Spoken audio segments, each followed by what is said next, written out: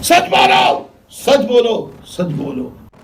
जिस तरीके से इंडिया अलायंस के लोग व्यक्तिगत हमले करते हैं, ये इनकी बताता है कि इनकी परवरिश कैसी है। करिए आप लोग जितने व्यक्तिगत हमले करना चाहते हैं। मैं आपके बीच में नहीं बोली थी, सुनने की हिम्मत रखिए मनोज जी। मैं आपके बीच देखिए, तो चलिए शुरू करते हैं। आप अपने देश का नाम नहीं ले पा रही हैं और इनके जिस संवाद में बैठी हैं राष्ट्र की बात का नाम है।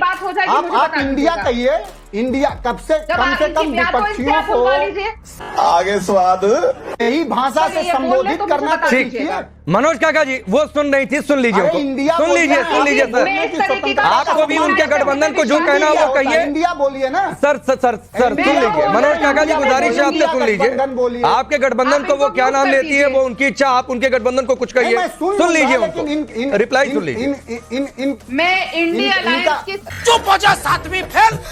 इनका हिकारत बड़ा दृष्टिकोण देखिए। मनोज जी प्लीज, सर आपने अपनी बात कह ली। मनोज जी गुजारिश है आपसे, सुन लीजिए सर उनकी बात प्लीज। आप इंडिया गठबंधन बोलिए कम से कम। तो राधिका खेड़ा को मैं ये थोड़ी नहीं तय करूंगा कि वो क्या कहेंगी क्या नहीं कहेंगी। मनोज काका जी हाँ बेटा, लगता है तुम गू खा के ही मानोगे। जैसे मैं आपको तय नहीं कर सकता हूं कि आप उनके गठबंधन को क्या कहेंगे, मैं राधिका खेड़ा को नहीं मजबूर करूंगा। तो कहेंगे ना। तो चलिए आप राधिका खेड़ा का रिप्लाई सुनिए। चलिए सर प्लीज। या तो इनको म्यूट कर दीजिए। नहीं, मैं किसी को म्यूट करने के पक्ष में नहीं रहता हूँ। मनोज काका जी प्लीज सर, मेरी आपसे गुजारिश है। मनोज काका जी प्लीज, मनोज काका जी मेरी आपसे गुजारिश है, वरिष्ठ नेता है आप, सुनिए सर प्लीज। Once more। अब आप बीच में नहीं बोलेंगे। सब जान गया है मनोज काका जी, आप प्लीज मनोज काका जी प्लीज, मनोज काका जी प्लीज सर, अब आप बीच में नहीं बोलेंगे। राधिका खेड़ा बोलिए। हर आदमी का स्तर उसके व्यवहार। प्लीज सर मत स्तर तय करिए। बहुत मजा आ रहा है यहाँ पे, यहाँ लबे सीरी सा लग रहा है, दिल गार्डन तो हो रहा है। ये डिबेट लोगों के स्तर को तय करने के लिए नहीं है।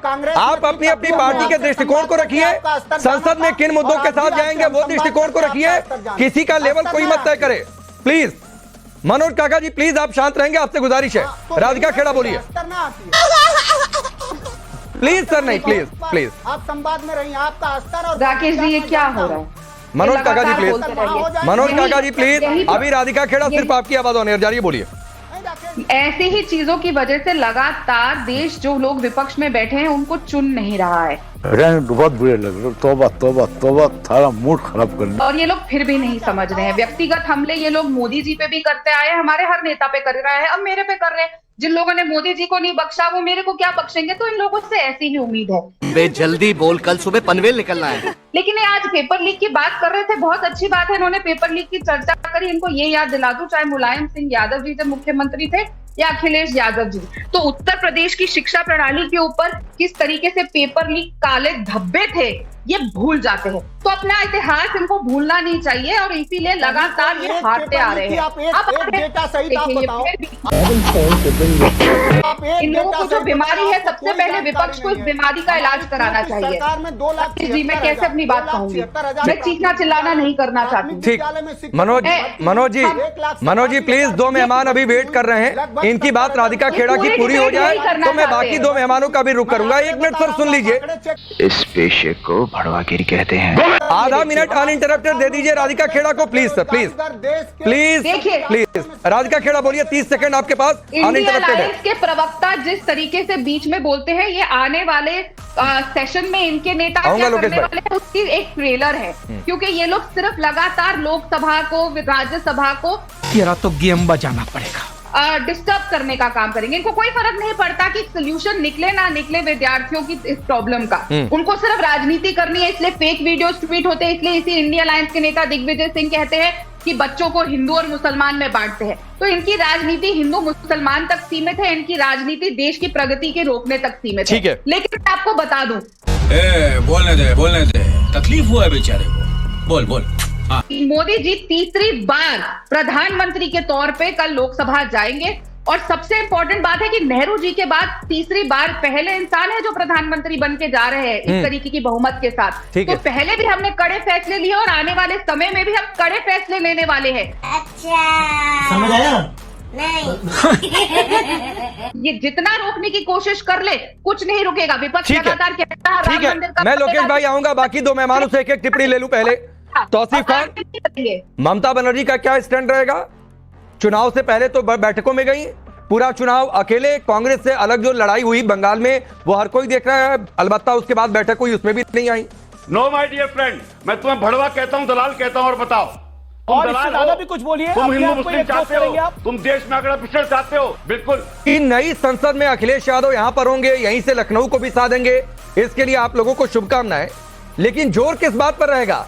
सरकार गिराने पर, सरकार को घेरने पर, काम करने देने पर, रोकने पर? क्योंकि अखिलेश यादव भी कह चुके हैं कि अधर में लटकी हुई सरकार है, किसी को खुश करके बनाई हुई सरकार है, कब तक चलेगी कोई भरोसा नहीं है। मेरे को तो ऐसा धक धक हो रहा है। देखिए, आपके धन्यवाद के लिए हृदय से साधुवाद राकेश जी। आपने पूछा कि जोर किस बात पे होगा? जोर इसी बात पे होगा जो इस देश के 140 करोड़ लोगों के जीवन से जो जरूरी सवाल है, नाइस, उसी को, चूंकि हमारा हमेशा से एक सिद्धांत रहा है कि हम सड़क से लेके सदन तक हमेशा मुखर रहे हैं हमारे राष्ट्रीय अध्यक्ष जी, वो यही सवाल होगा कि इस देश में जो प्रधानमंत्री जो परीक्षा पर संवाद करने चले जाते हैं, इस देश में उत्तर प्रदेश के, सही बात है, पुलिस भर्ती, ARO भर्ती से, नीट से लेके UG नेट से लेकर के, और आज तो PG नेट का भी परीक्षा, जो लगातार जो देश अपने बुद्धिमत्ता और अपने वैचारिक विमर्श के लिए जाना जाता था, वो देश नरेंद्र मोदी के सरकार में पेपर लीक के लिए जाना जा रहा है। और पेपर लीक भी NTA करा रहा है। NTA के चेयरमैन को ना हटा के, स्केपगोट को, सुबोध जी को हटा करके चेयरमैन को नहीं हटा रहे हैं, ये बड़ी अच्छी बात कही आप।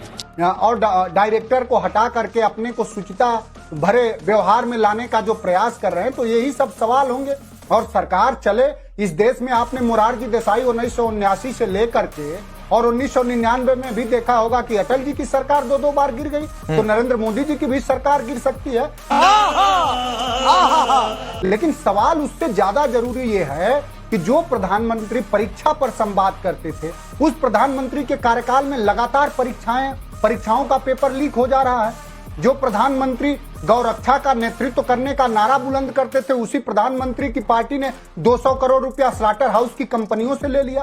तुम चुल्लू भर पानी में जाके डूब के मर जाओ। जो प्रधानमंत्री अयोध्या चिल्ला रहे थे, उसी प्रधानमंत्री के पोसे गए गुंडे अब अयोध्या वासियों को एक दलित ने जब चुन लिया है मर्यादा पुरुषोत्तम राम की धरती से, तो गाली दे रहे हैं। तो नरेंद्र मोदी जी के और भारतीय जनता पार्टी का कोई भी शब्द उनके कर्म तक और व्यवहार तक नहीं जाता। बहन की बात रही तो नवागत आई हुई बहन है, अब इनको वंदना करनी ही पड़ेगी। इनके पूर्व के वीडियो ही इनको सिखा देंगे कि ये क्या। नहीं मनोज काका जी,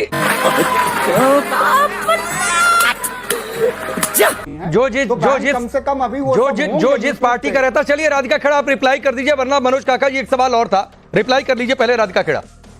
नहीं, मैं रिप्लाई आप सुन तो लीजिए। अब उन्होंने इशारा कर दिया, आपने कह दिया कि नई आई हुई बहन है, बीच में ना बोल, चरण वंदना कर रही है, तो रिप्लाई एक ले लीजिए, फिर आपके पास आ जाऊंगा। इनसे फिर आपके पास आ जाऊंगा। बोलिए राधिका खेड़ा। रिप्लाई लूंगा पूरा। सुनिए, तो आप पूछिए कि मणिपुर जाएंगे कि नहीं। हम वो सारे सवाल मैंने टॉस कर दिए। राधिका खेड़ा रिप्लाई कीजिए। ऐसा नहीं हो सकता, कह दो कि ये झूठ है। इनको समय दीजिए, फिर मनोज काका जी तुरंत आपके पास आ जाऊंगा। सुन लीजिए उनको। रोजगार पर संवाद करेंगे कि नहीं। तीसरी बार प्रधानमंत्री बने हैं, जो उन किसानों को 700 किसान जो शहीद हो गए, उनसे कुछ बात करेंगे कि नहीं।